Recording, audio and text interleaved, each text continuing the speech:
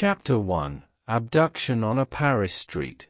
Thursday, May 1st, 2025, a bright morning, a dark turn. It was a beautiful spring day in Paris, a city where the calm of early morning sun bathed the streets in soft golden light. Commuters shuffled along the sidewalks, some briskly walking, others taking in the air as they headed to work. In the 14th arrondissement, the world seemed as ordinary as ever. People walking their dogs, children cycling in the distance, and the familiar hum of city life playing in the background. But that ordinary morning would soon be marred by a shocking and swift act of violence. At approximately 10:30 a.m., a dark van, its windows tinted and its license plates deliberately obscured, screeched to a halt on a narrow Parisian street. The van door swung open with a force that caught the attention of those nearby. In an instant, four masked men wearing ski masks stormed out, swift and ruthless. Their mission was clear. Among the crowd of unsuspecting pedestrians was a man in his early 60s, taking his usual morning stroll with his dog. It was a tranquil moment, the kind many Parisians cherish, but in a heartbeat, it was turned into an unthinkable nightmare. The assailants grabbed the man with startling force, shoving him into the back of the van with brutal efficiency. His dog barked in frantic confusion, but it was already too late. The man was quickly silenced, blindfolded, and his arms bound tightly with rope. The abduction had occurred with such speed and precision that witnesses had barely enough time to comprehend what was happening before the van screeched away, disappearing into the bustling streets of Paris. The few bystanders who had witnessed the event were left in stunned silence. A single call to the police was made, but it was already too late. What the public did not yet know, and what would unfold in the coming days, was that this was no random act of violence. The man who had been so callously taken was not just an ordinary pedestrian. He was the father of a self-made cryptocurrency millionaire, a target picked for one reason: wealth. The kidnappers had done their homework. They had carefully selected their victim, not because of who he was, but because of the immense fortune his son had accumulated. The world of cryptocurrency, with its volatility and immense profit, had become an irresistible prize for criminals, and the young millionaire's father was now the pawn in a terrifying game. The kidnapper's message: a chilling first step. The van raced through the streets of Paris, crossing familiar landmarks, driving fast but avoiding any roads that might lead to suspicion. The man was terrified, unable to speak through his blindfold, but he could hear the muffled voices of his captors in the back of the van. They did not talk to him directly, but he could sense the men's cold determination. They spoke of their plan with chilling precision, every word a reminder of the dire situation he was in. The victim knew that this was no simple robbery. This was a planned and coordinated operation, and they were fully prepared to go to any length to extract the money they demanded. After what felt like hours of tormenting uncertainty, the van finally stopped. The man was dragged out, his feet stumbling beneath him as his captors led him into a secluded property. It was an Airbnb house, tucked away about 20 kilometers south of Paris, far from the city's watchful eyes. A quiet suburban home, the kind of place that could easily be overlooked.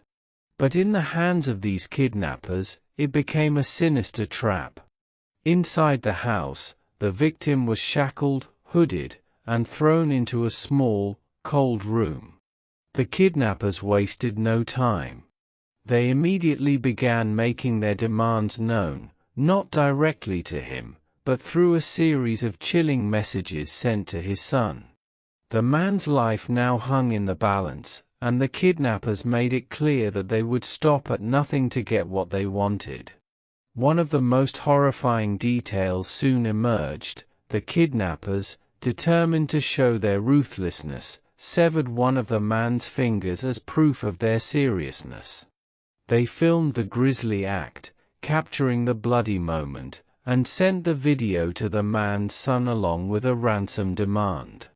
The footage of his father's severed finger was a chilling confirmation that these criminals were not bluffing. The ransom was set at an eye-watering sum, €5 to €7 million. The wealthy son, who had made his fortune in cryptocurrencies, was the one who could pay the price.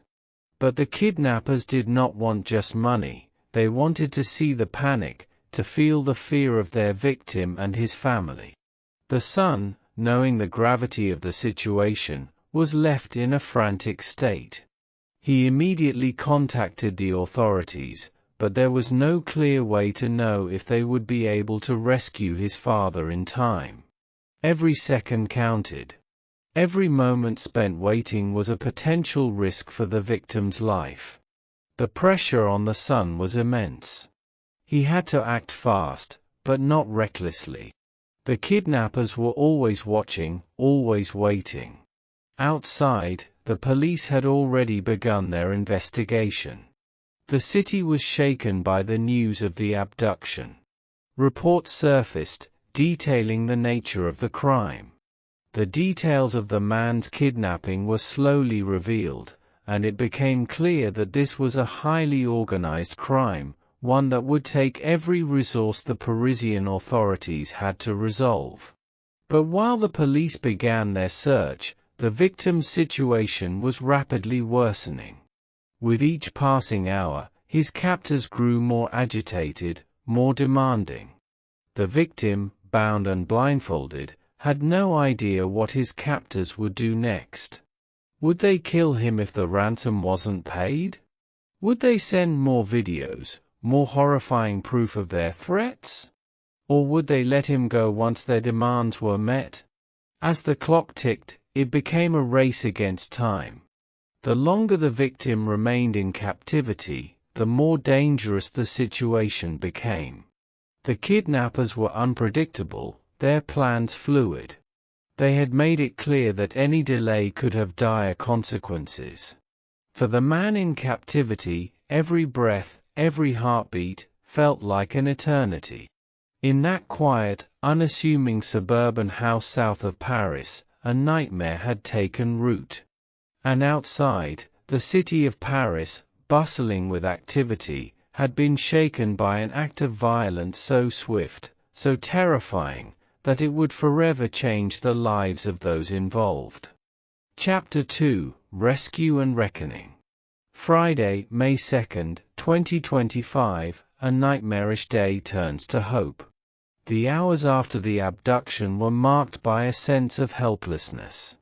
The city of Paris, with its bustling streets and vibrant energy, felt like a distant memory for the man who was now locked away in a remote house, bound and broken. Every minute that passed brought him closer to an unknown fate.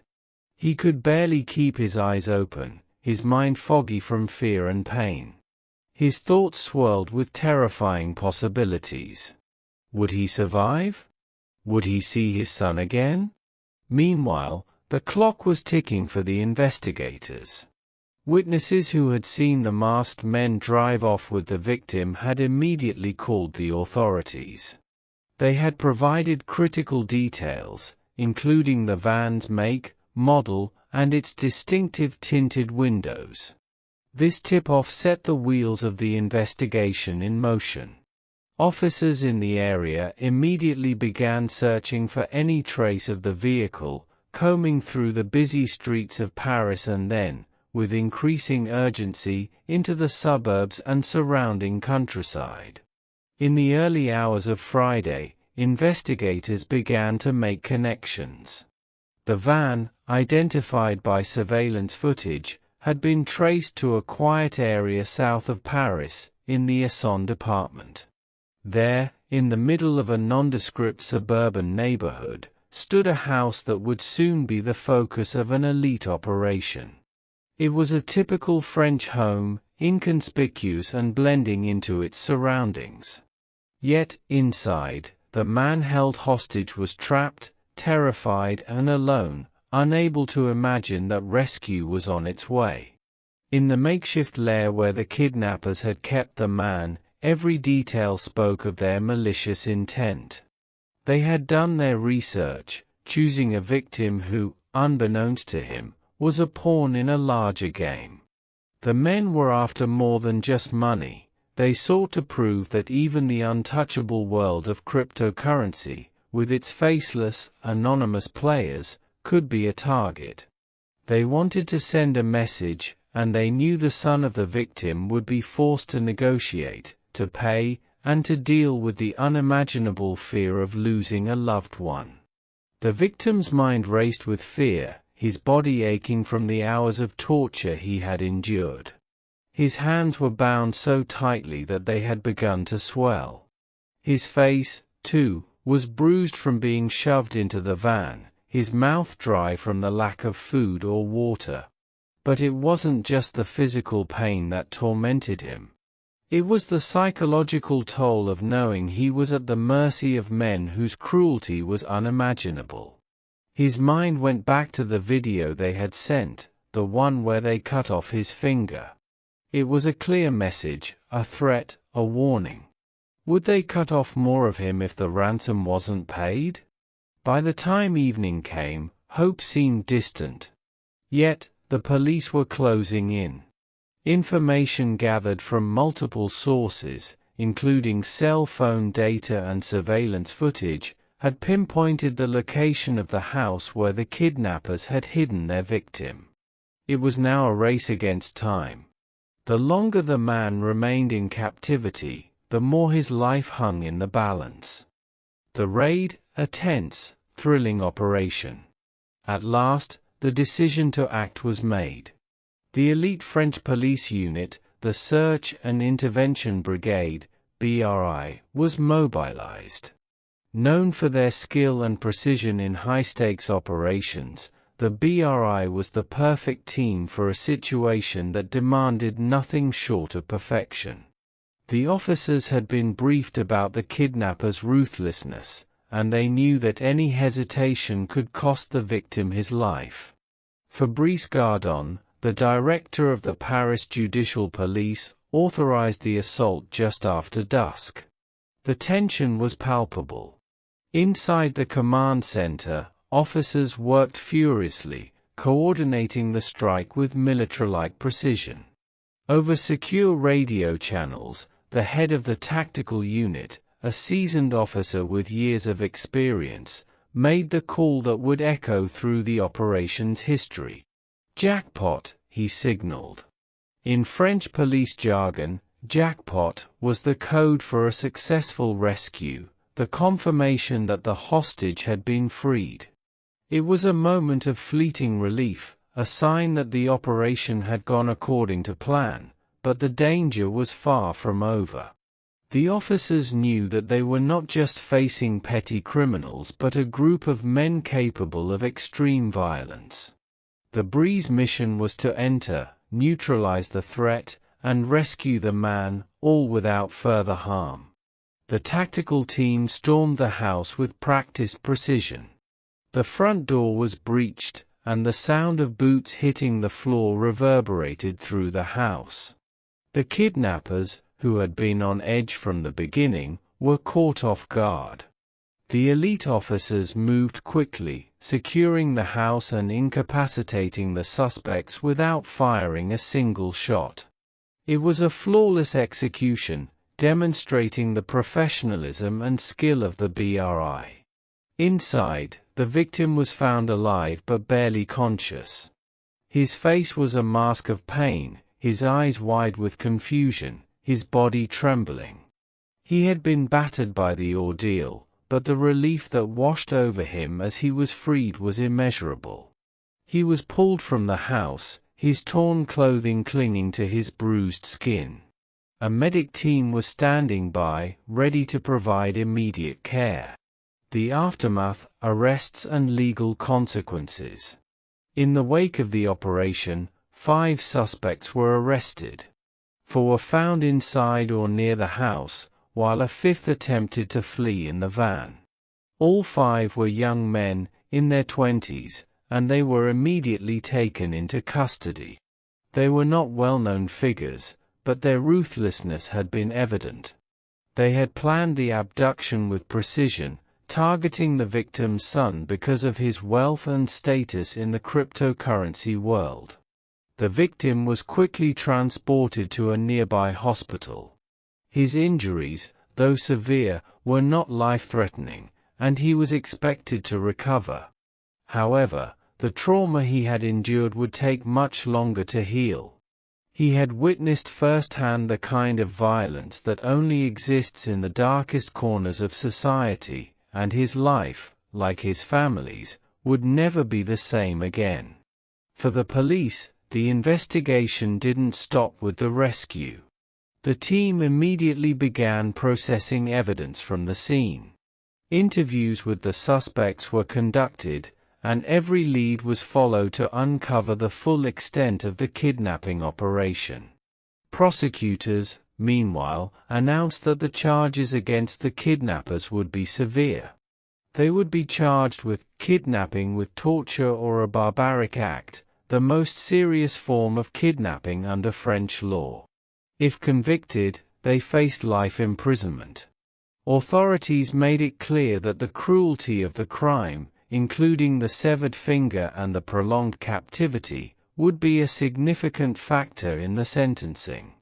The French media quickly caught wind of the case, with news outlets calling it part of a disturbing pattern. Cryptocurrency-related kidnappings were becoming increasingly common, as criminals began to see the fortunes of crypto investors as an easy target. Just months earlier, another high-profile case had made headlines. David Borland, a co-founder of the cryptocurrency wallet company Ledger, had been kidnapped in a similar fashion, his finger severed in an attempt to force him into paying a ransom. GIGN officers had stormed his hideout in a dramatic rescue operation, much like the one that unfolded in Paris. The authorities were determined to send a clear message. The rapid response of the police had saved the man's life, but the case was far from over. Every lead would be followed, every accomplice pursued. The French government had vowed to address the rise in targeted kidnappings involving crypto-millionaires, ensuring that such crimes would not go unpunished. For the victim and his son, the relief of the rescue was tempered by the horrors of what had transpired. The family had been thrust into a world they never imagined, and the scars, both physical and psychological, would take time to heal. But as the investigation continued and the kidnappers were held accountable, one thing was clear: justice would prevail. No matter how well calculated or cruel the crime, the law would find its way to those responsible. Across France, the case sparked conversations about the dangers facing the cryptocurrency industry and the lengths criminals would go to for a chance at a fortune. For Parisians, the relief at the rescue was palpable, but it was also a sobering reminder that the world had changed. No one, it seemed, was safe from the reach of those willing to exploit the system for their gain. As the days passed, the victim's family took solace in the fact that they had been given a second chance. The ordeal had been harrowing, but it had also reaffirmed the strength of their bond. In the end, the reckoning for the criminals had only just begun.